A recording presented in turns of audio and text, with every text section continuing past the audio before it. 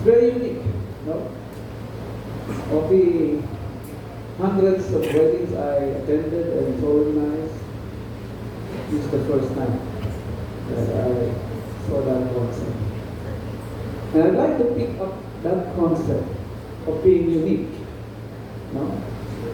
Ito yung concept na kailangan maging or meron tayo. At yung concept na yan, hindi dapat maiwan lang dito sa venue na ito.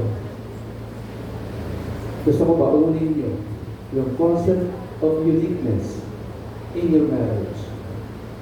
Paano ba? Ano ba yung ibig mo sabihin, Father? Unique or being unique, hindi kayo gagaya ng ibang couples na nagsisigawan. Diba? Unique kayo. Hindi kayo kagaya ng ibang couples o matagal ng mag-asawa na nagsisiraan pag nakatalikod yung asawa. Being unique is, hindi kayo kagaya ng ibang mag-asawa na halos patagal na nagsasama, ay nagtatago ng pera sa isa't isa. Unique kayo eh. Hindi kayo kagaya nila. Okay? Bakit ba kailangan maging unique, Father? Kasi, ito yung kailangan ng bawat mag-asawa because everybody else ay hindi unique. Why? They choose not to be unique. Why? Because they believe something na hindi nakasulat about the design of marriage. Ano ba yung belief nila about marriage? Yung belief pa niya na ang asawa niya ay inferior because siya ay superior. No? If you are the husband, kung ang tingin mo sa wife mo ay inferior sa iyo, maybe because you have good education than her, and maybe because narinig mo na wife, submit to your husband, narinig mo gano'n siguro, kaya ang expectation mo sa wife mo ay sumunod lang lagi sa iyo, no? Which is not unique. Kasi yan ang sabi ng mundo. Yan ang turo ng Western na submit to your husband. But there's something to it. Alam niyo ba, si Einstein sabi niya, marriage is a race, sabi niya. But you will only enjoy, no? You will only enjoy your partnership if you have this one thing. Ano yung one thing na yun? Bibitinin ko muna kayo. No? Sabi niya muna, marriage is a risk. Ano ba yung risk sa marriage? Ito yung pag sinabi o nakapasa ka ng salitang risk, pwedeng mixi ang buhay mo o humaba. Paano i-iksi ang buhay ko para sa aming mag-asawa? Eh pag in-stress ka niyan araw-araw. Pag ininis ka niyan araw-araw. Paano ba tayo naiinis sa marriage? Yung bang magugulat ka na lang, ha? Dinesisyonan mo mag-isa? Hindi mo muna pinonsulta? May asawa ba ako talaga? Where am I in this marriage? Di ba mapapatanong ng gano'n? Lalo na kung yung babae naman nag-decide, ako, mortal sin sa lalaki yan kasi it's a show of disrespect. Pag ikaw naman ang nag-desisyon mag-isa without consulting your wife is lack of love to your wife. Hindi mo ko mahal. Kasi ang tingin mo sa akin, inferior. Kasi yun ang mentality mo, which is not unique. Kasi hindi common. Ay, hindi nyo? Hindi common eh. Ano ba yung common? Pwede yung maling mentality. Wrong mentality. Bakit? Kasi mali yung pagkakaintindi mo sa marriage. Kasi mali din yung pagkakaintindi nyo sa marriage. O, paano ba natin ayusin to? Kasi kahit yung kongreso, gulong-gulo. Ano ba? Maglalabas ba tayo ng divorce law or what? No, gulong-gulo sila eh. Ano ba talaga ang sagot? Balik tayo sa Genesis, kung saan nabuo ang tao at sumunod ang marriage. Ano ba kasi ginawa ng Diyos? Genesis chapter 1 verse 26. Let us make man according to our own image and our own likeness, etc. Ano ibig sabihin nun? Pareho kayo special, lahat tayo special, walang inferior, walang superior. Male and female, pareho may power to be a leader. Pareho may power to be organizer, to be a president of any country, to be a president of any corporation or organization. Pareho may kakayahan. And take note, pareho din yan may kakayahang human. And take note, ayon sa pag-aaral, pag yan nagsama, yung male and female na yan, dumodoble ang yaman. May kondisyon. Pa, tama daw ang ginagawa. Ano ba yung tamang ginagawa? Hindi pag pareho kayo, nagdidesisyon as one body. Hindi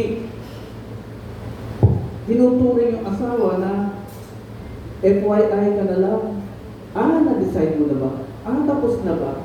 Kahit na yung simpleng pagpapadeok sa katulong, kinukonsulto sa asawa, kinukonsulto sa asawa yun. Kasi baka magulat ka na lang, pinag-deok mo yung katulong natin, may darating yung bisita. Pag mayroong stress na ganyan, ibig sabihin, hindi kayo lagi nag-uusap, hindi kayo nagkukonsultahan sa isa't isa. Matigas ang ulo, ang tawag ni Jesus Christ dyan. Matigas ang ulo. Sabi niya, tinanong siya, Panginoon, the first time na tinanong siya about divorce, makikita niyo yung posisyon ng Diyos dito sa divorce. Sabi niya, Lord, bakit pumayag si Moses na mag-divorce yung mga tao? Ano sagot niya?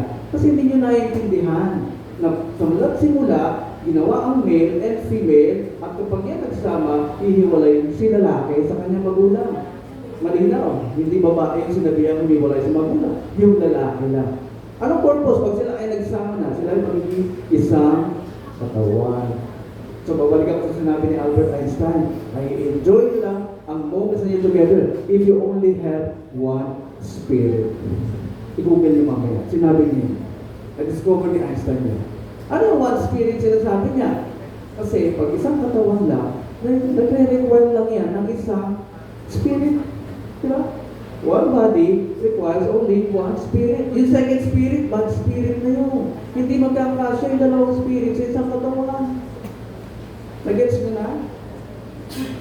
Kaya, one spirit, one decision, isa lang ang likes and dislikes, isa ang gusto, dapat dumating kayo sa time na pag kinausap ko ng ibang tao, alam guest speaker kayo sa isang event.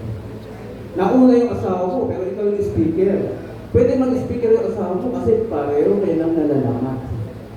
Ano ba yung pag-iisa ninyo sa tatlong bahagi ng katawan ninyo?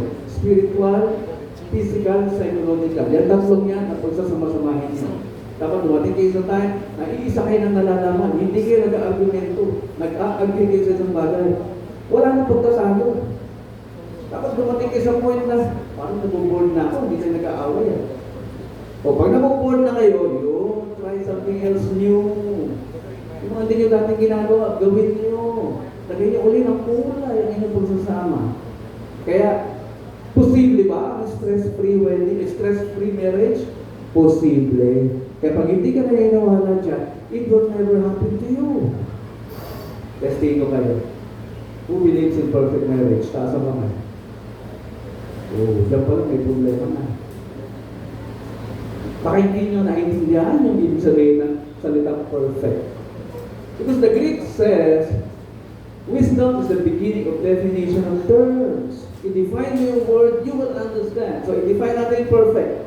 You know, the first time ginamit yung salitang perfect, during the time of revolution, na people are inventing things to simplify our life. No?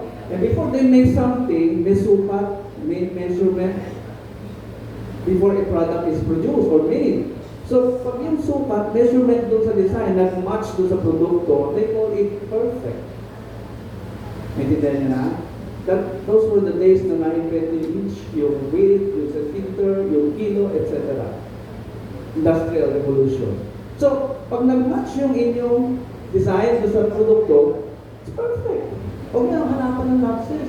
Perfect naman eh. Nasunod yung sukat mo. Huwag ka na magkaroon ng negativity. Okay? Bawal sa marriage ang negatibo. Yung bang meron kang takot eh. Baka balang araw eh. Iwanan ako ito kaya magkahanda ko ng savings ko. Pag ka magpasok na maruruming bagay sa marriage ninyo, it's a lasso. It's toxic. And nature is listening. Nature is watching. Ibibigay sa iyo yan. Naghahanda ka to something negative. To something bad eh. Ibibigay sa iyo yan. Pagbibigyan ka. O yan ang mentality mo. O, marriage. Ang meaning. It's from the word gem, which means two precious stones, or a precious stone na pinag-iisa, pinagsasama. Paano ba pinag-iisa ang gold, ang silver, ang diamond? Kinokolekta yan, inaalis ang heat, pressure, through heat and pressure, inaalis ang dumi, inaalis ang mga particles na hindi gold. Hanggang sa maging pure. O naging pure na, ano na ang status ng stone? Valuable na. Which means, habang nagtatagal kayo nagsasama, dapat nawawala na ang pagiging malita. Habang nagtatagal kayo nagsasama, nawawala na ang mga bisyo. Ano ba yung bisyo? Pagpapasaya sa sarili. Ang pagpapasaya sa sarili, ginagawa before ka pumasok sa marriage contract. Nasa family code yan. Pag-aralan yung family code. Sa Article 1, marriage is a special contract of union between male and a female. Not subject to stipulations. Ano ba stipulations? Your terms and conditions. Hindi ka na pwede mag-bit ng terms and conditions mo sa marriage. Kasi special contract nga siya, unlike sa civil contract. Pwede ka magpasok ng terms and conditions ninyo hanggang wala kayong nilalabag na batas, customs, morals, or traditions, or public policy. Iuunon ng korte yun. Pero ang marriage, special contract. Bawal na ang inyong terms and conditions. Hindi mo na pwede sabihin sa asawa mo na pinakasalan mo akong sugaro, magtiis ka. Pinakasalan mo akong babaero, magtiis ka. Pinakasalan mo akong maldita, magtiis ka. Pinakasalan mo akong mamas boy, magtiis ka. Bawal na po yan. Kapag hindi nasusunod yan, magmamalfunction talaga ang inyong relationship. Hindi ko sinusunod yung design eh. Any good product na hindi sumusunod ng design, it will always malfunction. Hanggang isang araw, sasabog yan. Sinabi ng 110, sasaka ng sa 220. Ano mangyayari? Sasabog yan. So pick that concept in your marriage. Follow the marriage design because it is not anymore subject to your terms and conditions. Galing, no? Galing pala ang marriage. Kung siguro nagtanong uli ako, may magtataas na uli ng kulay kaya. Pero paunawa ko sa inyo, ano yung totoong meaning ng marriage. So perfect marriage is the union of a male and a female na walang ibang ginawa, kundi sumunod lamang sa design ng marriage. Sabi ng designer ng marriage, husbands, love your wives and do not be harsh to them. Ibig sabihin, may boundaries yun ang sasabihin natin kay Mrs. Bawal ang masasakit na salita. Kailangan nyo matuto ng good communication skills na hindi masakit. Kahit pa sabihin nyo pa, totoo naman na, bawal. Sabihin nyo, maalat ang luto mo. Bawal. Masakit yun, di ba? Pagluluto ka ba? Hindi na, maalat yung luto. Sabi niya, totoo naman daw. Bawal. Ang taba mo na, bawal. Tayo ay managers lang, husbands. Anything that you mismanage.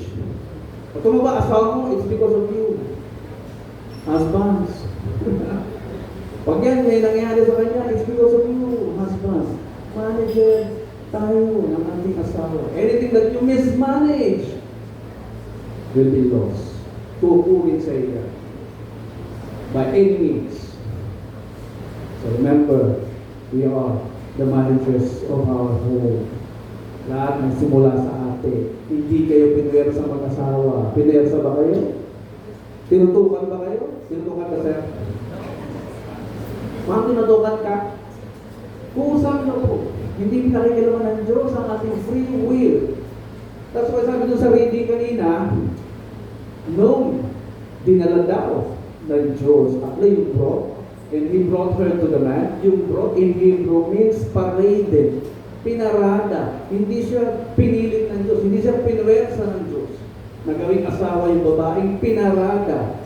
Brought in Hebrew is pinarada. Hindi ka pinilit ng Diyos. Nagdesisyon ka mag-isa. Kaya mag-decide ka, there is a natural feeling being activated. Ano yun? This is now bone of my bones, flesh of my flesh. Kaya mayroong feeling of ownership the moment you activated that. Akin ka, katawan kita. Hindi pwede kang pupunta kung saan-saan, hindi ko alam. Naintindihan niyo na? Remember, anything na hindi nyo naiintindihan, hindi nyo naniniwalaan. Anything that you don't believe with, you will never make any effort to achieve it. So believe in the perfect marriage by following the marriage design. Finally, meron po may foundation na tinayo para magturo ng tama sa mga parents, maging responsible parents para they produce functional children in the society. Because tayo ay maapektuhan pa rin kahit anong gawin natin kabaitan. Bad things also happen to good people. So in order to reduce that possibility, kami in ng foundation to reach out to them. Mag-seminar, training about responsible parenthood, mga bata, hindi kaya ibigay ng school ang inyong dreams, ang inyong vision. It can only be given by God. Tinuturo po namin sila ng ganyan. In order for them to attend, kailangan may pakain, may merienda, may ayuda, may feeding program. So kailangan po namin ang tulong ninyo, pag-ikot po ng basket. Mamaya, from the heart, ayon sa inyong kapasidad, please contribute so we can reduce our ignorance in this nation. Congratulations to the both of you. We will now proceed to the marriage rites. May we request for the parents and principal sponsors to stand. The as witnesses of the wedding ceremony. Bride and groom, please stand.